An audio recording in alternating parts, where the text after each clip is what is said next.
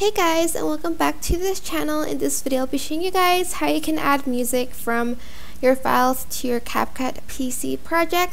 So open up a project on CapCut PC, then you are going to select import. You are then going to select the folder that your file is in, so I'm just going to select music, and then I'm just going to double click on the music and add it to CapCut. You can also just open up the folder and select the file, then you can just drag it onto the CapCut project itself.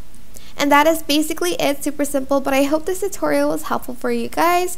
Don't forget to like, comment, share, and also subscribe to this channel if you haven't done that already. If you have any questions, just leave it in the comment section down below and I'll try my best to answer them all for you guys.